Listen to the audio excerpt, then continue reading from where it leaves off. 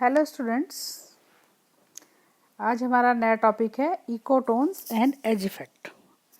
Okay, ecotone किसको कहते हैं कि दो कम्युनिटीज़ जहाँ पे कंबाइंड होती है, ये यह आपस में मिलती है, ब्लेंड होती है, वो जो ट्रांजिशनल बेल्ट होता है उसको इकोटोन कहते हैं। फॉर एग्जांपल, जो फॉरेस्ट और ग्रासलैंड के बीच जो बेल्ट होगा, ट्रांजिशनल बेल्ट, उसको कहेंगे ecotone. Okay, Ecotone was coined from a combination of ecology plus tone from the Greek tonos or tension, a place where ecologies are in tension. The zone of transition along the edges of two adjacent ecological community. मतलब ecotone को हम कैसे define कर सकते हैं? Ecotone may be defined as the place और area where two major communities meet and blend together or the broad transitional belt between the two biomes। मतलब दो बायोम्स के बीच में ये एक ब्रॉड ट्रांजिशनल बेल्ट होता है।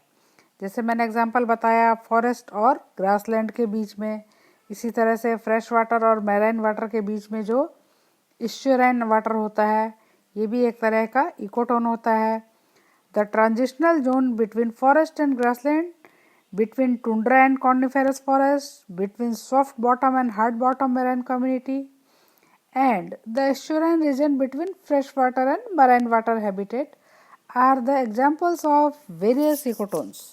ओके, तो ये सारे जो हैं इकोटोन के एग्जाम्पल हो गए, यानी जहाँ पर दो कम्युनिटी आपस में जुड़ती है या उनके बीच का जो ट्रांजिशनल बेल्ट होता है।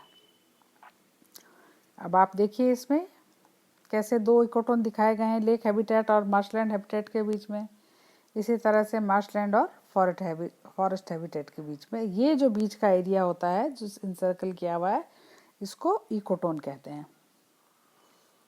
इसमें भी देखिए आप, लैंड इकोसिस्टम और एक्वाटिक इकोसिस्टम के बीच में जो ट्रांजिशनल इकोसिस्टम है, ये क्या है?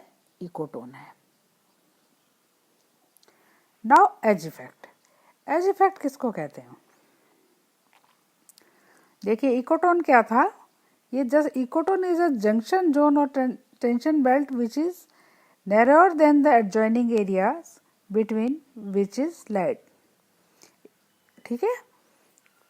एज इफेक्ट किसको कहते हैं? देखो, एज इफेक्ट कहते हैं जब दो कम्युनिटी के बीच का बेल्ट जो इकोटोन है, तो उसमें दोनों कम्युनिटी में पाए जाने वाले ऑर्गेनिजम्स पाए जाएंगे और उसमें पॉपुलेशन भी डेंस होगी। इस टेंडेंसी को एज इफेक्ट कहते हैं। ठीक है, कि उसमें एक तो हायर पॉपुलेशन डेंसिटी होगा और ग्रेटर नंबर ऑफ स्पीसीज होगा इसके अंदर। इस इफेक्ट को एज इफेक्ट कहते हैं।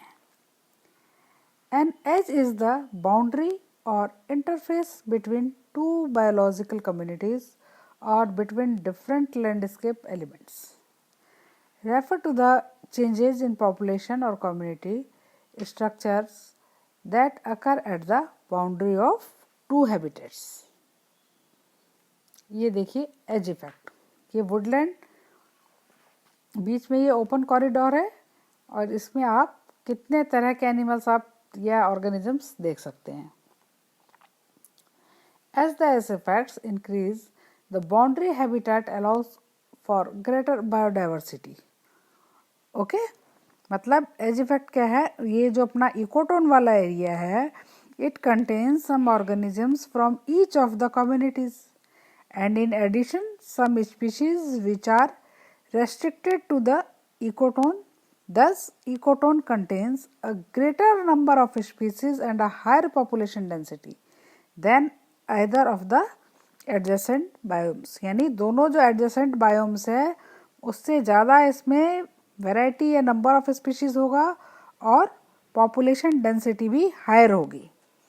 This tendency of ecotone is known edge effect. ये जो इफेक्ट होता है या ये जो इसकी टेंडेंसी है, इसे हम एज इफेक्ट कहते हैं।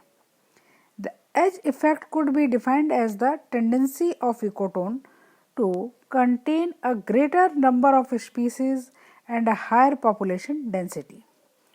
Organisms which occur primarily or abundantly in the ecotone or junction area between the two communities are known